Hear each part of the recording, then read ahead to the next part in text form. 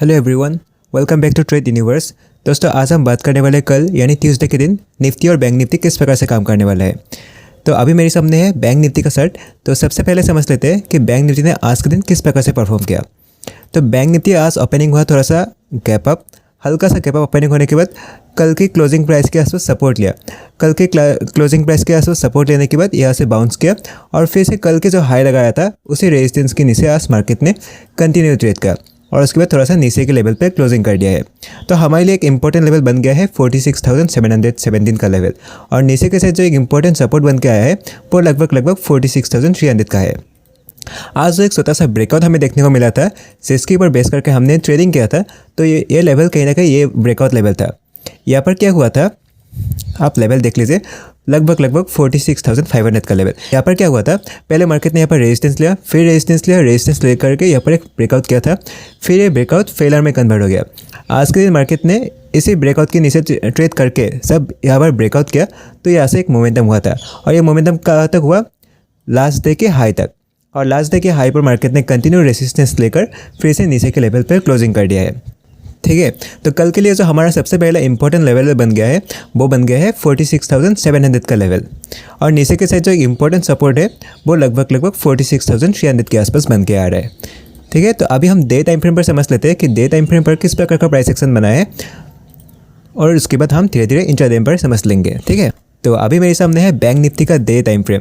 तो bank Nifty day time frame पर आप यहाँ पर देख सकते हो कि कंटिन्यू एक जोन के अंदर होल्ड करे, और ये जो जोन का एरिया है लगभग 46,800 से लेकर के 44,800 का लेवल है। 2,000 पॉइंट्स का ये एरिया है। तो जब तक बैंक निफ्टी इस जोन को ब्रेकआउट नहीं करेगा तब तक बैंक निफ्टी पर बड़ी मूव नहीं आएगा। और कल के दिन क्या हो सकता है, कल अगर बैंक निफ्टी इस जोन को ब्रेकआउट कर देता है तो हमें एक शॉर्ट कवरिंग मोमेंटम ऊपर के साइड देखने को मिल सकता है। और ये ब्रेकआउट कब होगा, जब बैंक निफ्टी इस कैंडल के हाई को ब्रेकआउट करेगा, और ये लगभग 46,892 यानी लगभग 46,900 के ऊपर बैंक निफ्टी एक शॉर्ट कवरिंग मोमेंटम कर सकते हैं, जो कि बैंक निफ्टी को मिनिमम इस पॉइंट तक लगभग 48,500 के आसपास तक लेके आएगा। इंट्राडे बेसिस पर आप 47,500 तक टारगेट रख सकते हो। लॉन्ग टर्म पर हमें 48,500 और उसके ऊपर का भी टारगेट लगभग 49,000 या 50,000 का भी टारगेट लॉन्ग टर्म पर हमें देखने को मिल सकता है। ठीक है, तो ये एक इंपॉर्टेंट ब्रेकआउट लेवल है। तो हम चलिए समझ लेते हैं 15 मिनट टाइम फ्रेम पर कि हमें ट्रेडिंग किस प्रकार से करना है। तो अभी मेरे सामने है बैंक निफ्टी का 15 मिनट का चार्ट। तो 15 मिनट के चार्ट पर आप देख सकते हो कि बैंक निफ्टी ने पहले भी इस रेजिस्टेंस लेवल से गिरा था और बहुत अच्छा सेलिंग आया था, फिर से इसी पॉइंट से रेजिस्टेंस लिया और सेलिंग आ गया, फिर मार्केट इसी रेजिस्टेंस पॉइंट के नीचे ट्रेड कर रहे। तो जब तक बैंक निफ्टी इस रेजिस्टेंस को ब्रेकआउट नहीं करेगा तब तक ऑप्शन बाइंग में मोमेंटम नहीं बनेगा।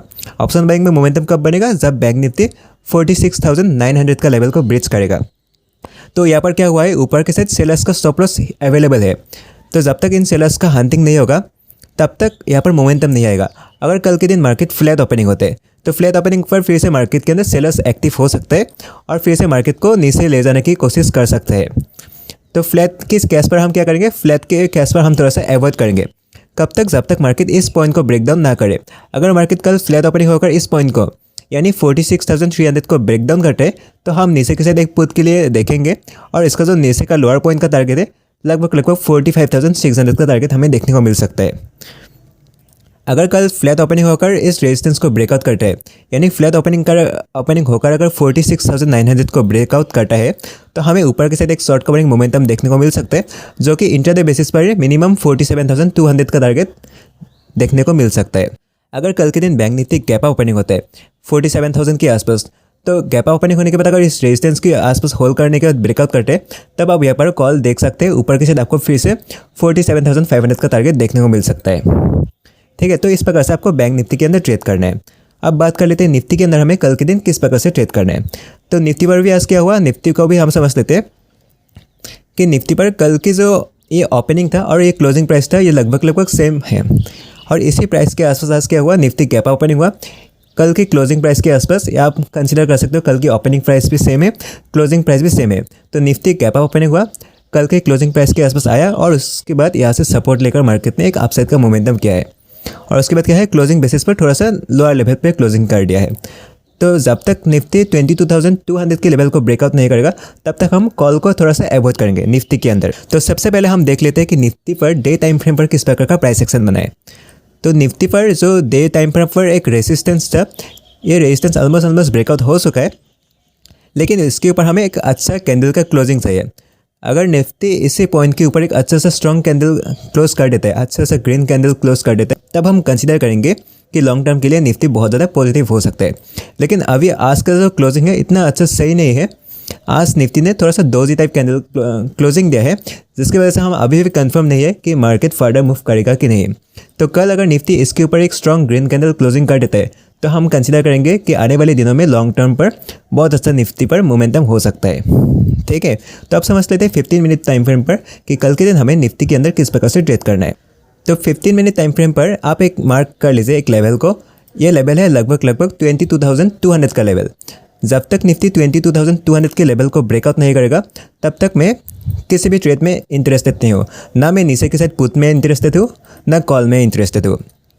अगर कल निफ्टी फ्लैट ओपनिंग होकर 22,200 को ब्रेकआउट करते हैं तो मैं कॉल में इंटरेस्टेड हूँ, जिसका मुझे टारगेट 22,350 तक देखने को मिल सकता है।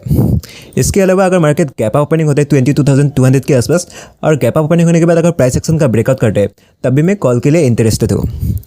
अगर किसी कारण से मार्केट गैप डाउन ओपनिंग होता है तो निफ्टी पर मैं टोटली ट्रेडिंग अवॉइड करूँगा। तो इस प्रकार से निफ्टी और बैंक निफ्टी पर आपको ट्रेड करना है। तो आई होप आपको अच्छी तरीके से समझ आ चुका है कि किस प्रकार से हमें बैंक निफ्टी के अंदर ट्रेडिंग करना है। बैंक निफ्टी के अंदर इस लेवल के ऊपर 46,900 के ऊपर डेफिनेटली शॉर्ट कवरिंग मोमेंटम हमें देखने को मिलेगा। और शॉर्ट कवरिंग मोमेंटम के अंदर ऑप्शन के अंदर प्रीमियम्स बहुत तेज़ी से इंक्रीज हो जाता है और जिससे हमें बहुत अच्छा बेनिफिट देखने को मिलता है। और मैं ये एक्सपेक्ट कर रहा हूँ कि 46,900 के ऊपर ये शॉर्ट कवरिंग मोमेंटम डेफिनेटली हो सकता है। और किसी भी पोजीशंस के अंदर आप डेफिनेटली स्टॉप लॉस को ज़रूर लगा कर रखिए। अगर हम यहाँ पर कोई सा भी एंट्री कर रहे हैं, फॉर एग्जांपल मैंने यहाँ पर क्या डिस्कशन किया कि यहाँ पर 46,900 के ऊपर अगर ब्रेकआउट होगा तो हम कॉल में इंटरेस्टेड है, तो इस पर स्टॉप लॉस क्या होगा। स्टॉप लॉस आप बैंक निफ्टी के अंदर 50 to 60 पॉइंट्स रख सकते हो और निफ्टी के अंदर 20 से लेकर के 30 पॉइंट्स का आप स्टॉप लॉस लगा सकते हो प्रीमियम्स के अंदर। ठीक है, तो इस प्रकार से आप निफ्टी और बैंक निफ्टी पर ट्रेड कर सकते हो। So that's it for today. Thank you for watching.